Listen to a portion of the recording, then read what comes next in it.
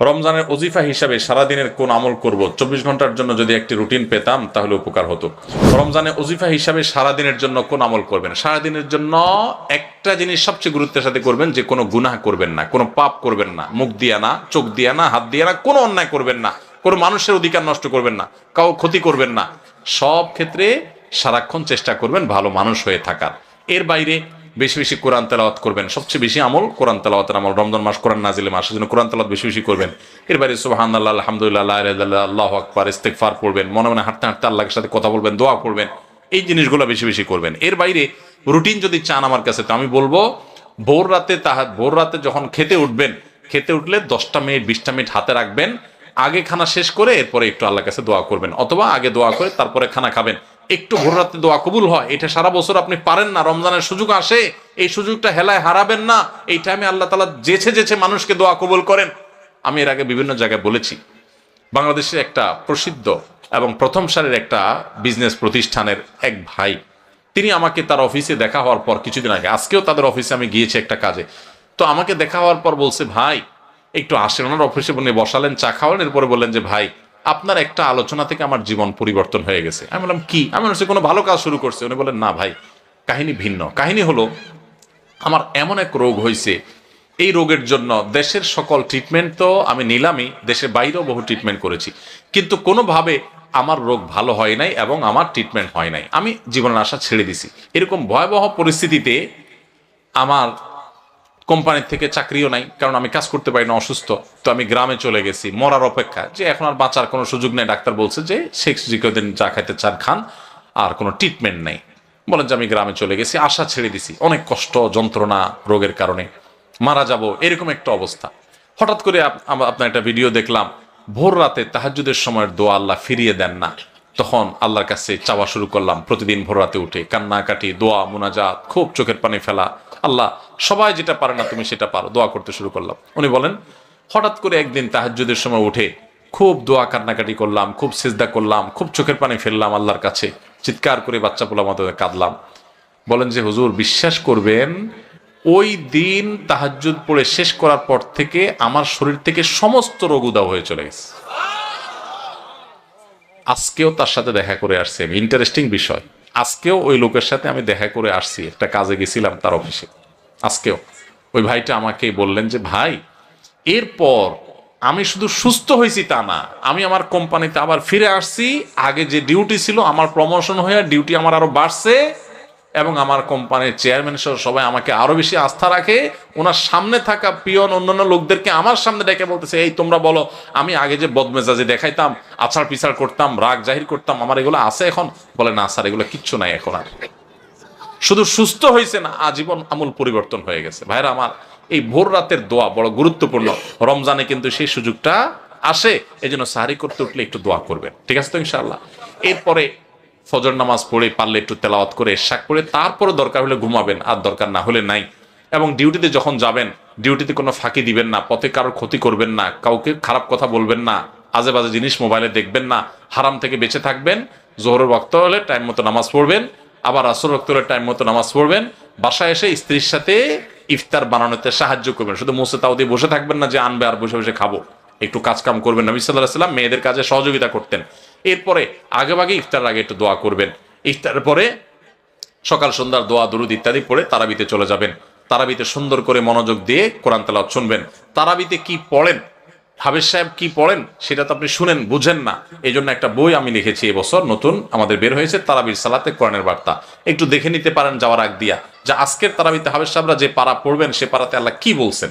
3-4 পৃষ্ঠা এখানে দেওয়া আছে, দেখে নিলে আপনার তারাবিতে আপনি আলাদা একটা তৃপ্তি পাবেন। এরপর তারাবি পড়ে এসে যত দ্রুততার সাথে সম্ভব শুয়ে পড়েন, কারণ ভোর রাতে আপনাকে উঠতে হবে। এভাবে আপনি পুরো রমজান মাস গুনাহমুক্ত থাকার চেষ্টা করেন, হারাম মুক্ত থাকার চেষ্টা করেন। অন্য আমল করতে পারেন আর না পারেন, এটা হবে সবচেয়ে বড় সার্থকতা। রমাদান মাসে একে তো সারাদিন রোজা রেখে পুরো দিনভর যে কোনো সময় দোয়া করলে দোয়া কবুল হয়। হাদিসে নবী সাল্লাল্লাহু আলাইহি সাল্লাম বলেছেন যে দুই ব্যক্তির দোয়া আল্লাহ তাআলা ফিরিয়ে দেন না। এর ভিতরে একজন হলো আস-সাইম হাত্তা ইফতির, রোজাদার ব্যক্তি ইফতারের আগ পর্যন্ত তার দোয়া কবুল হতে থাকে। সেই যে সাহারি করেছেন তখন থেকে ইফতার আগ পর্যন্ত আপনার দোয়া কবুল হয়। হাঁটতে চলতে ফিরতে আল্লাহর সাথে কথা বলেন, দোয়া করতে থাকেন, এটা একটা সময়। আর রমজান মাসে ইফতারের আগ মুহূর্তের সময়টা স্পেশালি দোয়া কবুল হয়। আর একটা সময় আছে ভোর রাত, এটা সারা বছরই দোয়া কবুলের সময়, কিন্তু রমজানে যেহেতু সুযোগটা বেশি আসে, সাহারি খাইতে আমরা উঠি, এই জন্য ভোর রাতে সাহারি খাইতে উঠলে একটু 2-5 মিনিট দোয়া করবেন। এটা দোয়া করার একটা দারুণ সময়। বেশিরভাগ মানুষ আমরা দোয়া করতে জানি না, আমরা দোয়ার কন্ট্রাক্টরই হুজুরদেরকে দিয়ে দেই, টাকা পয়সা দিয়ে দিই, হুজুর আপনি আল্লাহর সাথে বুঝায় নেন। আপনাকে যদি আমি সুযোগ দেই যে আপনি মাননীয় প্রধানমন্ত্রীর সাথে, প্রেসিডেন্টের সাথে সাক্ষাতের সুযোগ পাইলেন, আপনাকে ব্যবস্থা করে দেওয়া হলো, কেউ একজন সুযোগ করে দিছে আপনাকে যে হ্যাঁ আপনি ওনার সাথে সাক্ষাতের সুযোগ পাইছেন, আপনি চাইলে যাইতে পারেন, 10 মিনিট টাইম পাবেন, আপনার যা চাওয়ার চাইতে পারেন। কি বলেন? এটা শোনার পর সুযোগটা আপনি গ্রহণ করবেন নাকি বলবেন ভাই আমি তো আসলে অত সুন্দর করে চাইতে যেতে পারবো না, ঠিক আছে আপনি আমার পক্ষ থেকে চাইয়া দিয়ে, আপনার আমি টাকা দিয়ে দিলাম, করবেন? কোনো পাগলও করবে না, করবে? আর এই চান্স মানুষ হারায় নাকি? যা বলবো প্রধানমন্ত্রী আমার বাড়ি দরকার, গাড়ি দরকার, অমুক আমার দিকে চাইছে, চোখগুলো তুলে ফেলান, হান করেন, তান করেন, যত ধান্দা আছে সব নিয়ে আমরা 15 মিনিটে হাজির করতাম, ঠিক না ঠিক?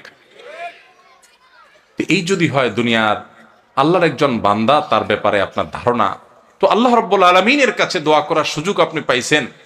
আপনি রমজানের রোজা অবস্থায় দোয়া কবুল হয়, সাহরিতে দোয়া কবুল হয়, দোয়া কবুলের সময়গুলো পাইছেন। কত বড় কপাল পড়া হলে আপনি হুজুরের টাকা দেবেন, হুজুর 200 টাকা দিয়েছে আপনি দোয়া করে দেন। বুঝেন না আমার কথা? আল্লাহ আমাদেরকে দোয়ার গুরুত্ব বুঝার তৌফিক দান করেন। আমরা অনেকে দোয়া করি না কেন? আমরা মনে করি দোয়া করতে অনেক মায়ের পেজ দিয়া বলা লাগে বোধহয়, হুজুররা কি কি কয়, উর্দুতে, ফার্সিতে, আরবিতে কি কি গায়, এগুলা গায়া টাইয়া সুট টুট দিয়া দোয়া টোয়া করা লাগে আল্লাহর কাছে, নাহলে তো আল্লাহ শুনে না। আমি তো এগুলো পারি না, এই জন্য টাকা দিয়ে দিচ্ছি, হুজুর আপনি করে দেন। আসলে কি তাই?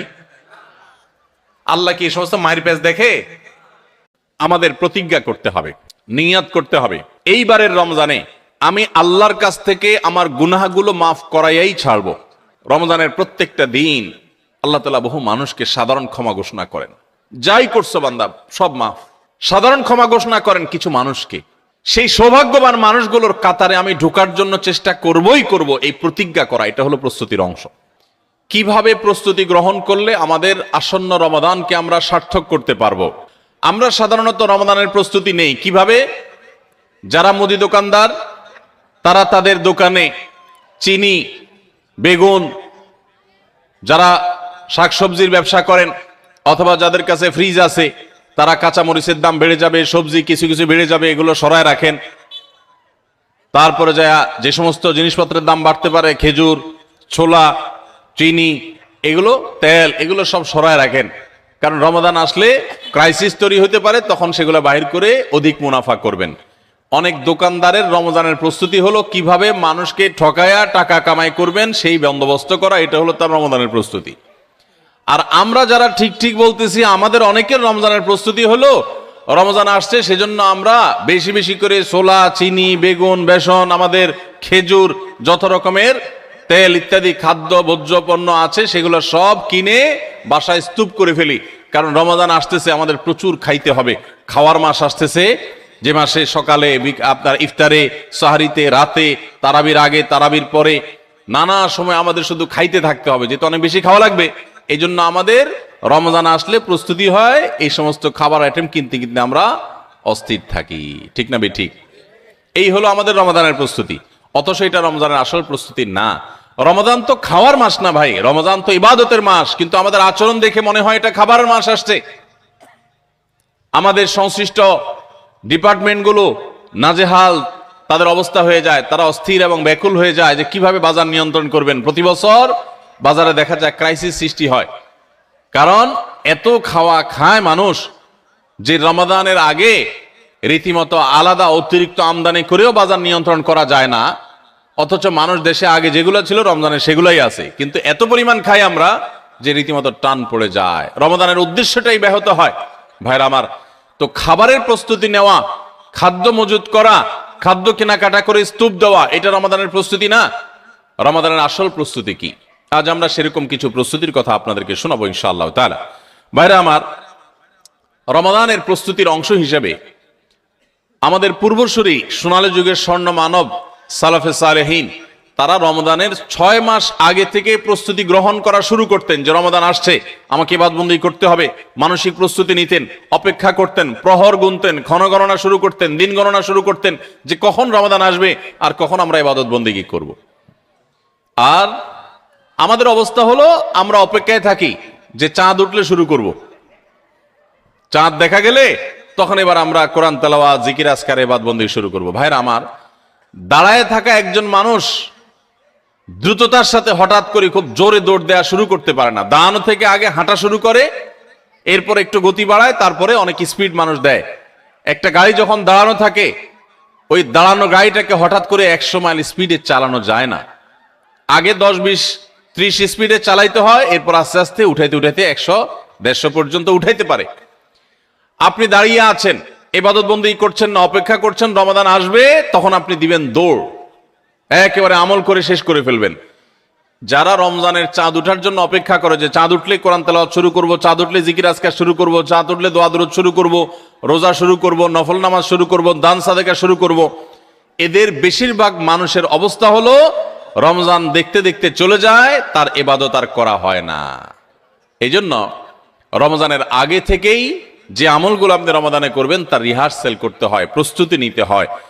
তো যে প্রস্তুতিগুলো আমাদের রমাদানকে অর্থবহ করতে পারে, ইবাদত বন্দিগি দিয়ে সাজাতে পারি, আমরা সমৃদ্ধ করতে পারি, এবং যেই রমাদানটা আমার জীবনে যতগুলো রমজান আসছে তার মধ্যে এটা একটা স্পেশাল রমাদান হবে, এই রমজানকে আমি অন্য রমজান থেকে পার্থক্য করতে পারবো, এই রমাদান আমার জন্য অনেক তৃপ্তিদায়ক হবে, এই রমাদান যাওয়ার পরে আমার মনে হবে যে আলহামদুলিল্লাহ এই বছর আমি আল্লাহকে মন ভরে প্রাণ ভরে ইবাদত করতে পেরেছি, তাকওয়া চর্চা করতে পেরেছি, আমার ভালো লাগা কাজ করবে, আমার দিল গাওয়াহ এবং সাক্ষ্য দিবে। সেই রকম রমাদান কাটাতে হলে আপনাকে রমাদানের আগে থেকে অনেকগুলো প্রস্তুতি নিতে হবে। প্রস্তুতি নম্বর 1 নম্বর প্রস্তুতি হলো, আমাদের রমাদানের আগ পর্যন্ত, এই যে গত রমজান থেকে এই রমাদান পর্যন্ত বা জীবনের শুরু থেকে এই পর্যন্ত যত পাপাচার আমরা করেছি, যত গুনাহ করেছি, যত অন্যায় করেছি, রমজানে ইবাদত বন্দিগির প্রস্তুতির অংশ হিসাবে সেই গুনাহ এবং পাপাচারগুলো থেকে আল্লাহর কাছে মাপ চাইতে হবে, ইস্তেগফার করতে হবে, ক্ষমা প্রার্থনা করতে হবে, বলতে হবে মাবুদ আমি যে অপরাধী, আমি যে পাপিষ্ঠ, কত গুনাহ করেছি, কত অন্যায় করেছি, তোমার কাঠগড়ার আসামি আমার নামে বহু মামলা হয়ে আছে। এত অপরাধ করার পর রমাদানে যখন আল্লাহ তাআলা রহমত, বরকত, মাগফিরাত, নাজাত, বহুবিধ কল্যাণ তার বান্দাদেরকে দিবেন, পাপিষ্ঠরা তো সাধারণত আল্লাহর এই রহমতগুলো থেকে বঞ্চিত হয়। তো আল্লাহ আমার গুনাহ খাতাগুলো যেগুলো আগে ছিল সেগুলো সব মাফ করে আমার রমাদানে তোমার যে রহমত বরকত নাজিল হবে সেটার জন্য আমাকে একটু উপযোগী করে দাও, আমি যেন পাপিষ্ঠ হয়ে তোমার রহমত থেকে বঞ্চিত না হই। এখন থেকে সেই দোয়া করা, সেই চোখের পানি ফেলা, ইস্তেগফার করা, এটা রমজানের প্রস্তুতির অংশ। মক্কার ইমাম শেখ আব্দুর রহমান আস-সুদাইস হাফিজাহুল্লাহ, তার কাছে কিছু যুবক, সৌদিয়ান কিছু যুবক একবার যে বললেন যে আমরা প্রতি বছর রমজান আসার আগেই প্রস্তুতি নেই মানসিকভাবে, যে আমরা এবার রমাদানে অনেক ইবাদত বন্দি করব, কোরআনটা খতম দিব, 5 ওয়াক্ত নামাজ 1 ওয়াক্ত আমরা ছাড়বো না, রমজান আসলে আমরা অনেক ভালো ভালো কাজ করব, আমরা এগুলো পরিকল্পনা করি। কিন্তু দুঃখের বিষয় হলো দেখতে দেখতে রমজানটা চলে যায়, শেষের দিকে আফসোস হয় এবং একটু খারাপ লাগা কাজ করে, এবং দিন শেষে রমাদান পার হয়ে যায় এবং আমরা আবার অপেক্ষা থাকি, ঠিক আছে তাহলে পরের বছর করব। এভাবে রমজানে আর ইবাদতের তৌফিক হয় না। এত চেষ্টা করি, এত নিয়ত করি, কিন্তু আসলে না, ওই কোরআনটাও ভালো করে খতম দিতে পারি, খতম দিলেও কোন রকম খতম হয়, সুন্দর করে পড়া হয় না, ধীরস্থিরতার সাথে তেলাওয়াত করা হয় না, নামাজটা ঠিক মতো পড়া হয় না, কোনো ভাগ দিয়া তারাবি মিস হয়ে যায়, আমার গুনাহ হয়ে যায়। আমি ভালো থাকতে চাই কিন্তু রমাদানে ইবাদত করার তৌফিকটা হয় না। কেনই অবস্থা হয় আপনি আমাদেরকে একটু নসিহত করেন। তখন শেখ সুদাইস হাফিজাহুল্লাহ তিনি তাদেরকে বলেছিলেন যে আমার মনে হয় রমজান যখন শুরু হয়, আল্লাহর অবারিত রহমত যখন ঢেকে ফেলে ইমানদারদেরকে, যারা নিজের পাপাচারে, নিজের কৃতকর্মে, নিজের অপরাধে, নিজের গুনাহের কারণে আল্লাহর রহমত থেকে বহু দূরে সরে গেছে, তারা আল্লাহর রহমতের উপযুক্ততা হারিয়ে ফেলেছে। সেই উপযুক্ততা হারিয়ে ফেলার কারণেই আমরা অনেকেই ইবাদত করতে চাই কিন্তু বেটে বলে হয় না। আমরা অনেক চিন্তা করি, অনেক কিছু করব, কিন্তু হয়ে ওঠে না, রমজানটা চলে যায়, কপাল পোড়া হয়ে যায়।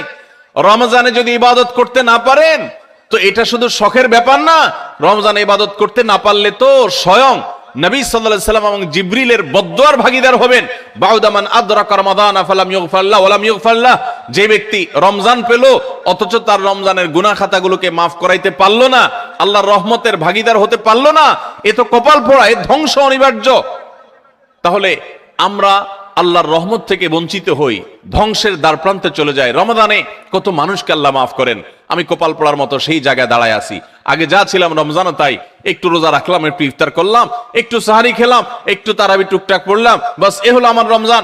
রমজান চলে যায়, আমার চোখের পানি আসে না, আমার দোয়া আসে না, আমার কান্নাকাটি আসে না, আমার ক্ষমা প্রার্থনা আসে না, আমার তওবা আসে না, আমার ইস্তিগফার আসে না, আমার জীবনটা পরিবর্তন হয় না, আমার সংশোধন হয় না, আমার আত্মশুদ্ধি হয় না, আমি কপাল মতো পোড়ার মতো পড়ে থাকি।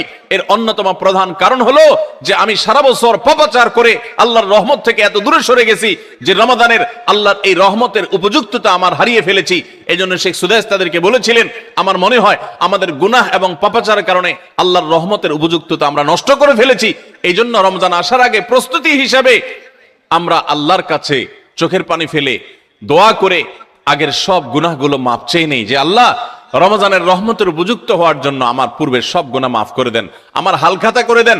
আমরা যেরকম দোকানদারদের কাছে পুরাতন বাকি সমস্ত টাকা পরিশোধ করে হালখাতা করলে নতুন করে আবার অনেক বাকি দেয় আমাদেরকে, আর আগের টাকা পরিশোধ না করলে নতুন বাকি দেয় না, তো আল্লাহর কাছে আগের গুনাহগুলো মাফ করে নিতে পারলে, মাফ করায় নিতে পারলে নতুন করে রহমতের উপযুক্ততা তৈরি হয়।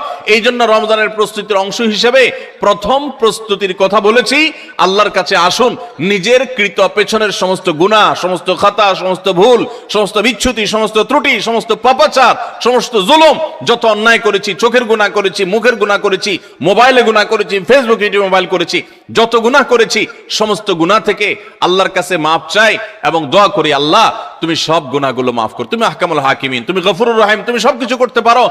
রমজান আসছে, প্রতিবারই আমার রমজান দেখতে দেখতে চলে যায়, ইবাদত করতে পারি না, এবার আমি তোমার রহমত পেতে চাই মাবুদ, এই জন্য তুমি আমাকে মাফ করে দাও। এই জন্য প্রথম প্রস্তুতি হলো আল্লাহর কাছে তওবা ইস্তেগফার করে নিজের গুনাহগুলোকে ধুয়ে মুছে পরিষ্কার করে রমজানের জন্য রহমতের অপেক্ষা করা চেষ্টা করব না ইনশাআল্লাহ।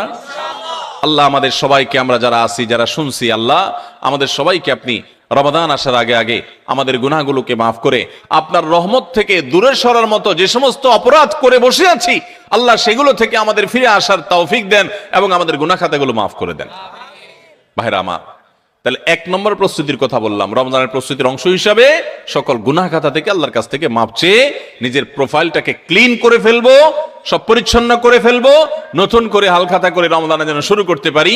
তাহলে দেখবেন ইবাদতের স্বাদ পাওয়া যাচ্ছে, ইবাদতের তৃপ্তি পাওয়া যাচ্ছে, ইবাদত করতে ভালো লাগা কাজ করছে। আল্লাহ আমাকে, আপনাকে, আমাদের সবাইকে সেই তৌফিক দান করুন। দ্বিতীয় যে করণীয় আছে রমজানের প্রস্তুতির অংশ হিসাবে, সেটা হলো রমজান মাসের যে ফজিলত এবং মর্যাদা আছে, রমজান মাসের রোজার যে মাসলা মাসাইল আছে, এগুলো এখন থেকে শেখা শুরু করতে হবে। তাহলে মানসিকভাবে আপনি প্রস্তুতি নিতে পারবেন যে রমজান আসছে। আপনি রমজান শুরু হওয়ার পরে যদি এবার মাসলা শেখা শুরু করেন, তো শিখতে শিখতেই তো আপনার কয়েকদিন চলে যাবে, একটা মাস দেখতে দেখতে চলে যায়।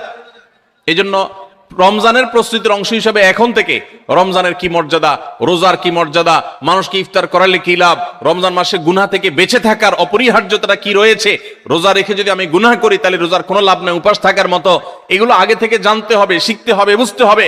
রমজানের ফাজাইল এবং মাসাইল, রমজানের তাৎপর্য, মাহাত্ম্য, মর্যাদা কি, সেগুলো জানবো এখন থেকে, এবং করণীয় কি সেগুলো আমরা ঠিক করব। আমাদের একটা বক্তব্য ইউটিউবে আছে, রমজানের 27টি স্পেশাল আমল, বিশেষ আমল, এগুলো রমাদানের জন্য স্পেশাল।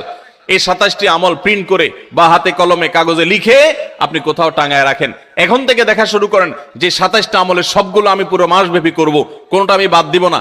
এখন থেকে প্রস্তুতি নেন। আপনি রমজানের পরে যদি জানতে শুরু করেন, তো জানতে জানতেই তো এক সপ্তাহ চলে যাবে, আর মানতে মানতে আরেক সপ্তাহ চলে যাবে, আপনি ইবাদত করে শান্তি পাবেন না। এই জন্য এখন থেকে রমাদানের মাসাইলগুলো, মাসলা মাসাইলগুলো, ফজিলতগুলো জানা শুরু করেন। ভাইরা আমার, যত ইবাদত আছে, যত ইবাদত আছে ইসলামে, আমার ক্ষুদ্র জ্ঞানে রমাদান এবং সিয়াম, রমজান মাস এবং সিয়াম, রোজা সম্পর্কে যত ফজিলত, যত মর্যাদা, যত মাহাত্ম্যের কথা আসছে, এত মাহাত্ম্যের কথা এতগুলো হাদিসে অন্য কোন আমলের ব্যাপার আর বর্ণিত হয়েছে বলে আমার জানা নেই। এই জন্য রমাদান আসছে ভাই, জীবনে আরেকটি রমাদান আমি পাবো কোনো গ্যারান্টি নাই। কত মানুষ গত রমজানে ছিলেন, এই রমজানে তারা কবরের বাসী হয়ে গেছে। এই জন্য এই রমজানটা যেন সঠিকভাবে কাটাতে পারি, সেজন্য আগে থেকে, এখন থেকে রমজানের মাসনা মাসাইল জানবেন, সেরকম বই কিনবেন, রমজানের উপযোগী বই পুস্তক কিনবেন এবং ওইরকম ওয়াজগুলো শুনবেন, আলেমদের কাছে বসবেন, মসজিদে মসজিদে আলোচনা শুরু হবে, রমজানের প্রস্তুতি শুরু হবে। আল্লাহ আমাদের সবাইকে তৌফিক দান করুন। আমাদের প্রতিজ্ঞা করতে হবে, নিয়াত করতে হবে, এইবারের রমজানে আমি আল্লাহর কাছ থেকে আমার গুনাহগুলো মাফ করাইয়াই ছাড়ব। প্রত্যেক দিন ভাইরা আমার, রমজানের প্রত্যেকটা দিন আল্লাহ তাআলা বহু মানুষকে সাধারণ ক্ষমা ঘোষণা করেন। যাই করছো বান্দা সব মাফ, সাধারণ ক্ষমা ঘোষণা করেন কিছু মানুষকে। সেই সৌভাগ্যবান মানুষগুলোর কাতারে আমি ঢোকার জন্য চেষ্টা করবই করব, এই প্রতিজ্ঞা করা, এটা হলো প্রস্তুতির অংশ। যে এইবারের রমজানকে আমি আর হেলায় হারাতে দেব না, আমি এবার রমজানে আমার গুনাহ মাফ করাইয়াই ছাড়বো, এই প্রতিজ্ঞা এখন থেকে করতে হবে ইনশাআল্লাহ। প্রতিজ্ঞা করবেন তো ইনশাআল্লাহ, যে যেই কোনো কিছুর বিনিময়ে হোক আল্লাহর কাছ থেকে ক্ষমা আমি আদায় করেই ছাড়বো, আমি আল্লাহর কাছ থেকে ক্ষমা নিয়েই ছাড়বো। এখন আপনি বলতে পারেন যে ক্ষমা যে আমি পেয়েছি তার গ্যারান্টি কি, কিভাবে নিশ্চিত হব? ভাইরা আমার, কোন সালাফ বলেছেন আমাদের দোয়া কোনটা আল্লাহর কাছে কবুল হয়েছে আর কোনটা কবুল হয়নি নিশ্চিত হওয়ার কোনো উপায় আছে কিনা। তো তারা বলেছেন যে যেই দোয়ার পর, যে কান্নাকাটির পর, যে প্রার্থনার পর, যে মুনাজাতের পর আপনার মানসিক প্রশান্তি অনুভব হয়, আপনার মনের মধ্যে এক ধরনের সুখ অনুভব হয়, তৃপ্তি অনুভব হয়, আপনার প্রশান্তির এক বাতাস বয়ে যায়, খুব ভালো লাগা কাজ করে যে আমি দোয়া করেছি, আল্লাহর কাছে চোখের পানি ফেলেছি, কান্নাকাটি করেছি, ভালো করে মনোযোগী দোয়া করতে পেরেছি। এরকম যদি তৃপ্তি অনুভব হয় তাহলে সুধারণা করতে পারেন যে আল্লাহ আপনার দোয়াটা কবুল করেছেন। তাহলে রমাদানের প্রস্তুতির অংশ হিসেবে আমরা আল্লাহ রাব্বুল আলামিনের মাগফিরাত এবারের রমজানে আদায় করেই ছাড়বো, এই প্রতিজ্ঞা এখন থেকে করতে হবে। সাধারণ নিয়ত না, প্রতিজ্ঞা, পাক্কা নিয়ত করতে হবে। চেষ্টা করবো না ইনশাআল্লাহ যে আমি আল্লাহর কাছ থেকে আমার গুনাহগুলোকে মাফ করাইয়াই ছাড়বো, যত ত্যাগ করা লাগে, যত স্যাক্রিফাইস করা লাগে করবো, তারপর আমি মাফ করাই ছাড়বো ইনশাআল্লাহ। চেষ্টা করা যাবে না? আল্লাহ আমাদের সবাইকে তৌফিক দান করুন। ভাইরা আমার, 4 নম্বর যে করণীয় আছে আমাদের রমজানের প্রস্তুতির অংশ হিসাবে, সেটা হলো যদি কারোর আগের রমজানের, গত বছরের রমজানের রোজা বাকি থাকে, হতে পারে কেউ অসুস্থ ছিলেন, এত বেশি অসুস্থ হয়ে পড়ছেন যে রোজা রাখতে পারেন নাই, ভাঙতি পড়ছে, অথবা মা বোনদের মাসিকের কারণে রোজা ভাঙতি পড়ে থাকতে পারে, সফরের কারণে রোজা ভাঙতি পড়ে থাকতে পারে। এই ভাঙতি রোজাগুলো এই বছরের রমজানের আগে আগে রেখে দিতে হবে। আম্মা জান আয়েশা রাদিয়াল্লাহু তাআলা আনহা তার ভাঙতি রোজাগুলো পরবর্তী রমজানের আগে আগে রেখে ফেলতেন। এই জন্য রমজানের রোজার প্রস্তুতির অংশ হিসাবে আগের কোনো ভাঙতি বা কাজা রোজা থাকলে এই রমজানের আগে আগে সেগুলো রেখে ফেলা উচিত এবং উত্তম। এটা রমজানের চতুর্থ প্রস্তুতি। 5 নম্বর প্রস্তুতি হলো নিজের অন্তরকে শিরক এবং হিংসা থেকে মুক্ত করা।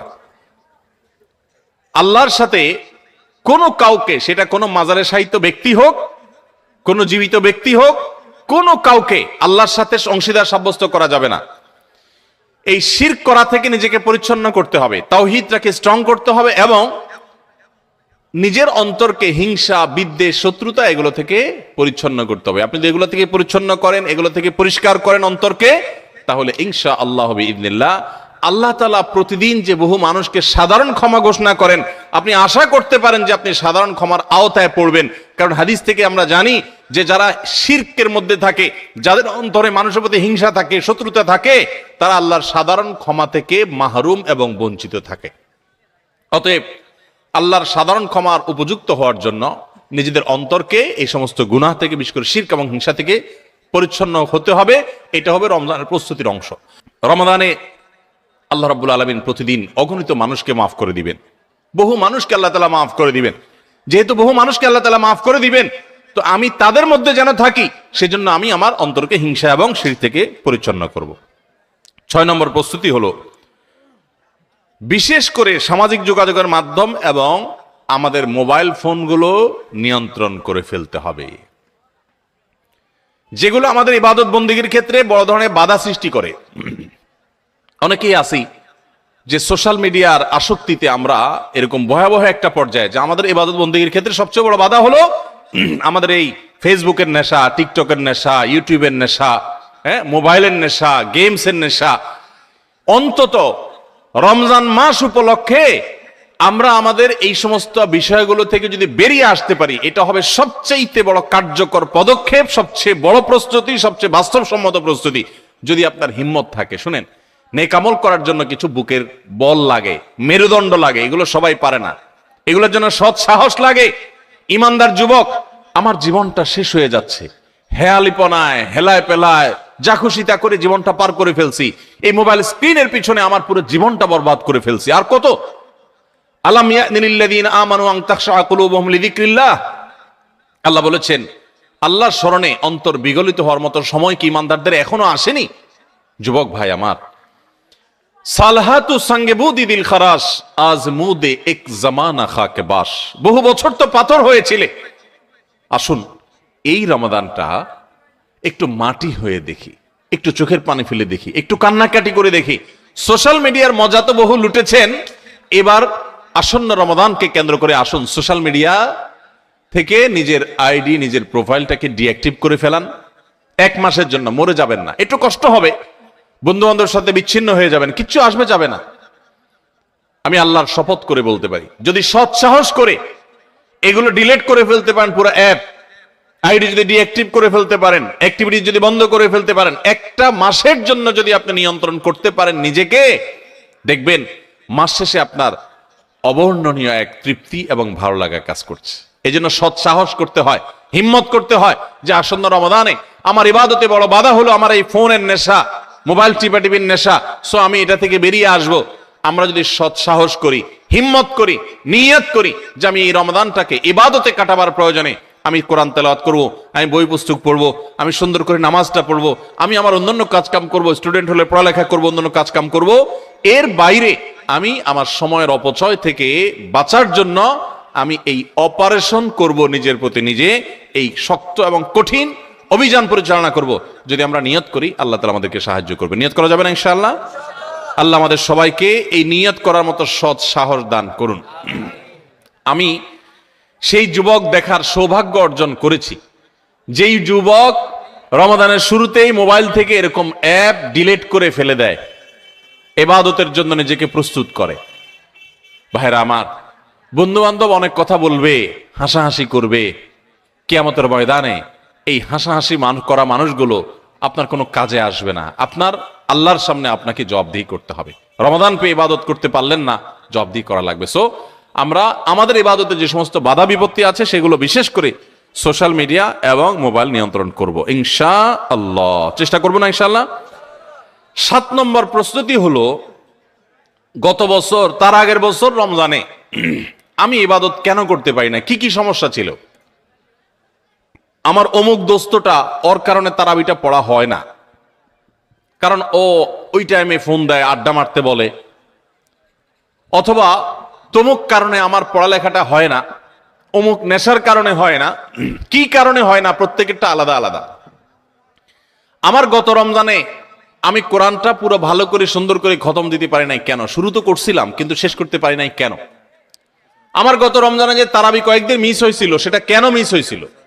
আমার গত রমজানে যে ভালো কাজগুলোর পরিকল্পনা ছিল, সেগুলো কেন হয় নাই? সেই বিষয়গুলো আমাদের চিহ্নিত করতে হবে, খুঁজে বের করতে হবে। বের করে এইবারের রমাদানে যেন সেগুলো রিপিট না হয়, সেগুলো যেন আর পুনরায় দেখা না দেয়, আগে থেকে সিদ্ধান্ত নিতে হবে এবং প্ল্যান করতে হবে যে আমার গত রমজানে কি সমস্যা ছিল।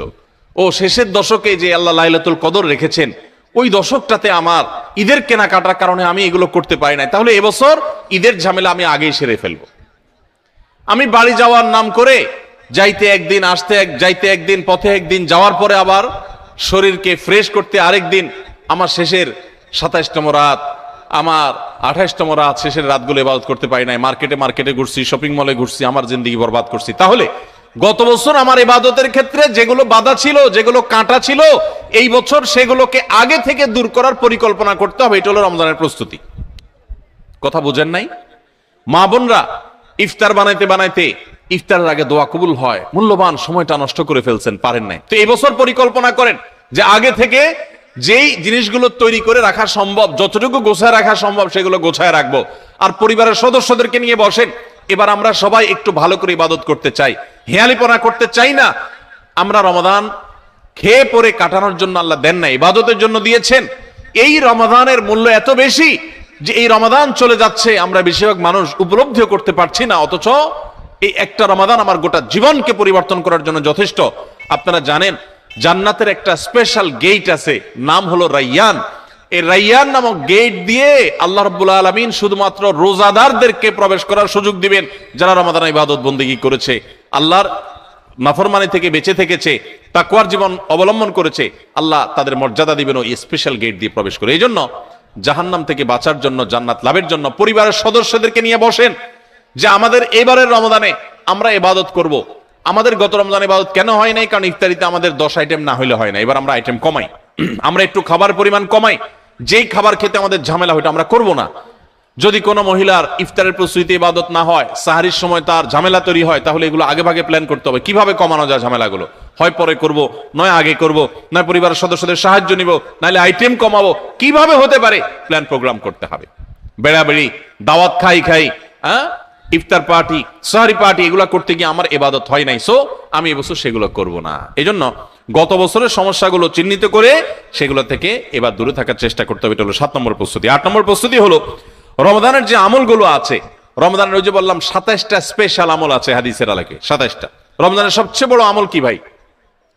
রমজান মাসের সবচেয়ে বড় আমল কোনটা? সবচেয়ে বড় আমল হলো রোজা রাখা। রোজা রাখার চেয়ে বড় কোনো আমল আছে? রমজানের দ্বিতীয় আমল হলো রাতে তারাবি পড়া। তৃতীয় আমল হলো কোরআনে কারীমের তেলাওয়াত করা। আল্লাহর কাছে দোয়া করা আরেকটা আমল। উমরার তৌফিক থাকলে উমরা করা আরেকটা আমল। নবী সাল্লাল্লাহু আলাইহি ওয়াসাল্লাম রোজা রেখে প্রচুর মিসওয়াক করতেন, সেটা আরেকটা আমল। শেষ দশকে ইতিকাফ করা, সেটা আরেকটা আমল। শেষ দশকের বেজর রাতগুলোতে ইবাদতের চেষ্টা করা, সেটা আরেকটা আমল। লাইলাতুল কদর পাওয়ার চেষ্টা করা আরেকটা আমল। লাইলাতুল কদর পেয়ে গেলে আল্লাহুম্মা ইন্নাকা আফুউন তুহিব্বুল আফওয়া ফা'ফু আন্নী পড়া আরেকটা আমল।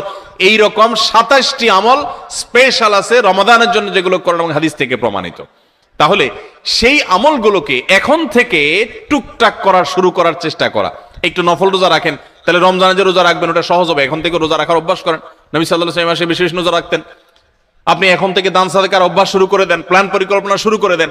এইটা হবে রমজানের প্রস্তুতি, যে রমজানে যে আমলগুলো করবেন এখন থেকে সেগুলো শুরু করে দেন। ওই যে বললাম দান ও গায়ে প্রস্তুতি গ্রহণ করা হবে এবং দেখবেন আপনার রমাদানে অনেক অর্জন করার সুযোগ আপনি লাভ করেছেন। তাহলে 9 নম্বর প্রস্তুতি হলো চার্ট করা, শিডিউল করে ফেলা, পুরো রমজান মাস কিভাবে কাটাবেন তার সারাদিন সকাল থেকে রাত পর্যন্ত একেবারে পুরো শিডিউল।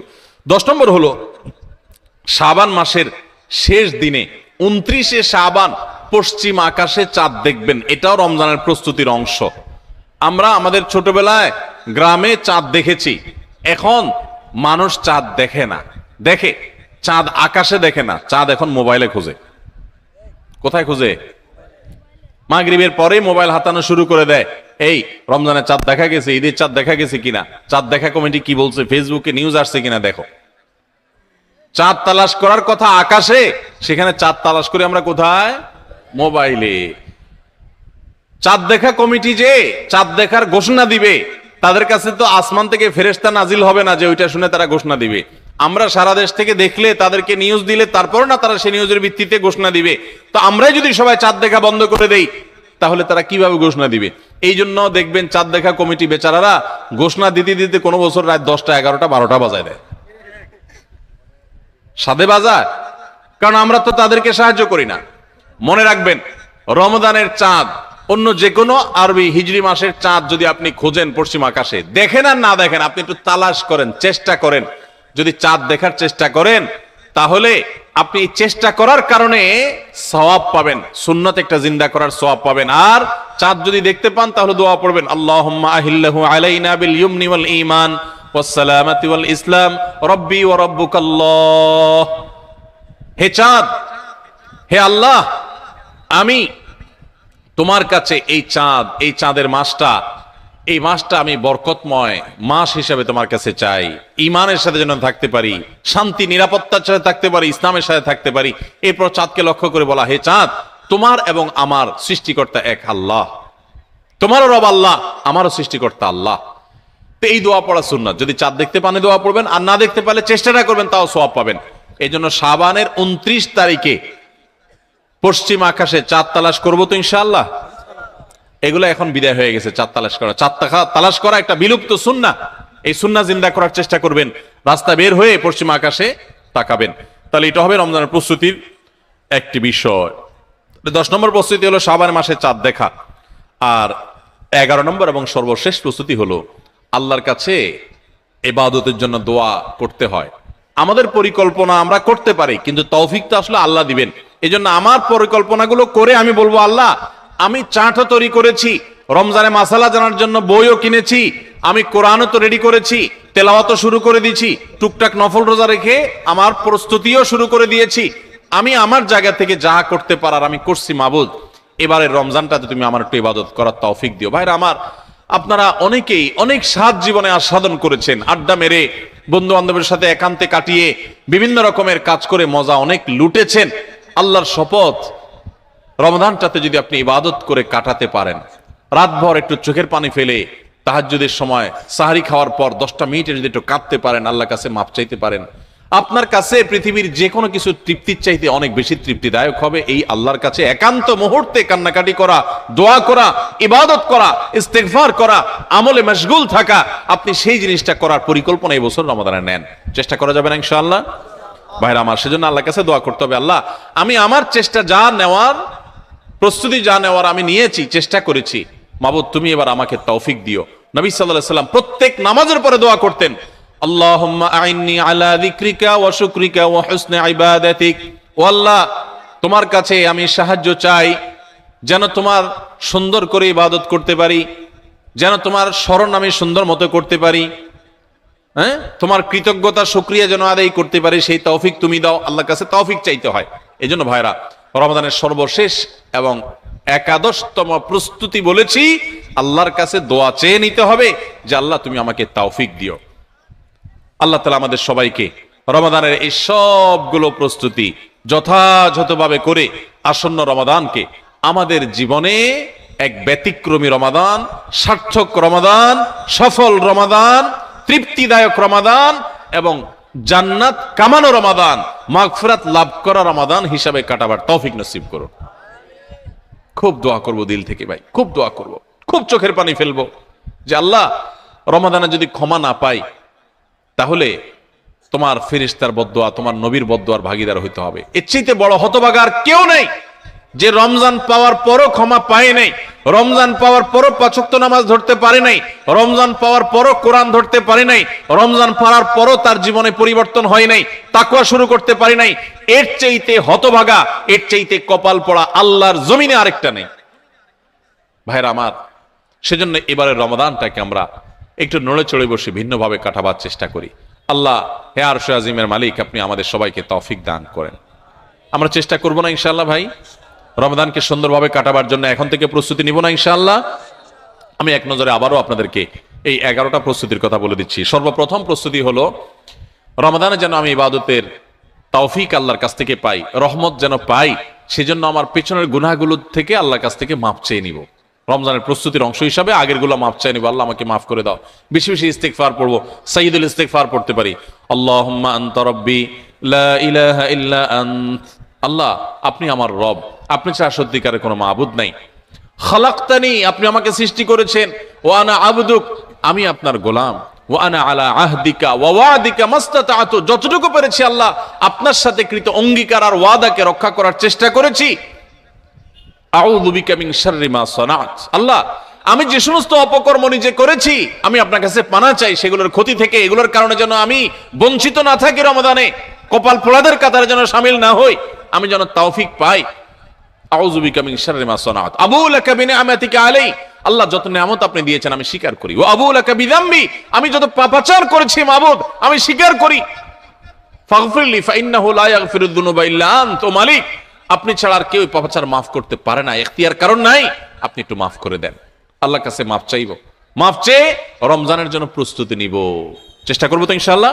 নাম্বার 2, রমজানের ফাজাইল মাসাইল, মাহাত্ম্য, মর্যাদা, মাসলা মাসাইল এগুলো জানার জন্য এখন থেকে সেরকম বই পুস্তক কিনে পড়া শুরু করে দিব, ওইরকম আলোচনা শোনা শুরু করে দিব, জ্ঞান অর্জন করা শুরু করো রমজান সংক্রান্ত। এটা দ্বিতীয় প্রস্তুতি। 3 নম্বর হলো আল্লাহর কাছে এইবারের রমজানে আমি মাগফিরাত এবং নাজাত পেতে চাই, ক্ষমা পেতে চাই, আল্লাহর রহমত পেতে চাই। এই জন্য দৃঢ় প্রতিজ্ঞা করব যে এবার আমি কিছু একটা করবো ইনশাআল্লাহ, এবং এটা সারাক্ষণ নিজেকে জল্পনা কল্পনা করতে থাকা, প্রস্তুত করতে থাকা মানসিকভাবে। নাম্বার 4 নম্বর প্রস্তুতি হলো আগের বছরের কোনো রোজা ভাঙতি থাকলে সেগুলো আদায় করে ফেলা। 5 নম্বর প্রস্তুতি হলো নিজের অন্তরকে শিরক এবং হিংসা, বিদ্বেষ, শত্রুতা এগুলো থেকে পরিচ্ছন্ন করা। কারো প্রতি দুঃখ আছে, হিংসা আছে, দুঃখটা হিংসার লেভেলে চলে গেছে, তো আপনি সেই হিংসাটা দূর করে ফেলান, সবাইকে মাফ করে দেন, ফ্রেশ হয়ে যান, কারণ রমজান আসছে। সাধারণ ক্ষমা ঘোষণা যখন করা হবে তখন কিন্তু কপাল পোড়ারা, হিংসুকরা পাবে না মাফ। এই জন্য কারোর প্রতি হিংসা রাখেন না, কারোর অকল্যাণ চায়েন না, সবার কল্যাণ কামনা করেন, মনটাকে উদার করে দেন, বড় করে দেন, এতে আপনি সুস্থ থাকতে পারবেন। আর শিরক থেকে নিজেকে বাঁচিয়ে রাখেন, ইনশাআল্লাহ রমজানের সাধারণ ক্ষমার মধ্যে পড়বেন। এটা রমজানের প্রস্তুতির অংশ, যে শিরক এবং হিংসা থেকে নিজেকে পরিচ্ছন্ন করলেন। 5 নম্বর প্রস্তুতি। 6 নম্বর প্রস্তুতি হলো সোশ্যাল মিডিয়া, ফেসবুক ইত্যাদির নেশা এবং স্মার্টফোন পারলে গলা চিপে বন্ধ করে ফেলান। 1 মাসের জন্য বাটন ফোনে চলে যান অন্তত, এবং আইডি ডিঅ্যাক্টিভ করে ফেলান। একটু হিম্মত করেন, সৎ সাহস করেন, মরে যাবেন না। একটু কষ্ট হবে, এতটুকু কষ্ট যদি না করেন, কোন মুখে আল্লাহর কাছে আপনি জান্নাতের দাবি করবেন? একটু সোশ্যাল মিডিয়াকে 1 মাসের জন্য নিয়ন্ত্রণ করার যদি নিয়ত করতে না পারেন, আল্লাহর কাছে কোন মুখে জান্নাতের আশা করবেন, দাবি করবেন? এই জন্য 6 নম্বর প্রস্তুতি হলো যেই বিষয়গুলো আমার ইবাদতে ব্যাঘাত সৃষ্টি করে, অর্থাৎ এই সোশ্যাল মিডিয়া ইত্যাদি, এগুলোকে নিয়ন্ত্রণ করে ফেলা। 7 নম্বর হলো গত বছর রমজানে বা তার আগের বছরগুলোতে রমজানে আমার ইবাদতে যেসব বাধা ছিল, যাদের কারণে সমস্যা হয়েছে, ওই বন্ধুই আমার বন্ধুত্বের তালিকা থেকে বাদ দিয়ে ফেলতে হবে, ওই সার্কেল আমি ছেড়ে দিতে হবে, ওই আড্ডা আমার ছেড়ে দিতে হবে, ওই কাজ আমার ছেড়ে দিতে হবে, যেই কাজের কারণে আমার রমজানে ইবাদত হয় না, ওই কাজে আমি করব না। 1 মাসের জন্য নিজেকে স্যাক্রিফাইস করতে হবে। এটা রমজানের প্রস্তুতি, এখন থেকে প্ল্যান করে এগুলো বাদ দিতে হবে। এবং 8 নম্বর হলো যে রমজানের যে আমলগুলো আছে সেগুলো এখন থেকে একটু একটু করে শুরু করা। কোরআন তেলাওয়াত এখন থেকে শুরু করে দেন, রোজা এখন থেকে, নফল রোজা শুরু করে দেন, এখন থেকে তাসবিহ তেলাওয়াত শুরু করে দেন, এখন থেকে দোয়া দুরূদ শুরু করে দেন, তাহলে রমজানে বেশি করে করতে পারবেন। আর যদি তখন করবেন বসে থাকেন, করা আর হবে না। 9 নম্বর প্রস্তুতি হলো যে রমজানে সকাল থেকে রাত পর্যন্ত কিভাবে সময় কাটাবেন, এটার জন্য এখন থেকে রুটিন তৈরি করে ফেলান, রুটিন, এবং সেই রুটিনটা টাঙায় ফেলান, এই রুটিন অনুযায়ী চলবো, এখন থেকে প্ল্যান করে ফেলান। 10 নম্বর হলো শাবানের শেষ দিন 29শে শাবান পশ্চিম আকাশে একটু চাঁদ তালাশ করেন, দেখেন কিনা, রমজানের প্রস্তুতির অংশ হিসাবে।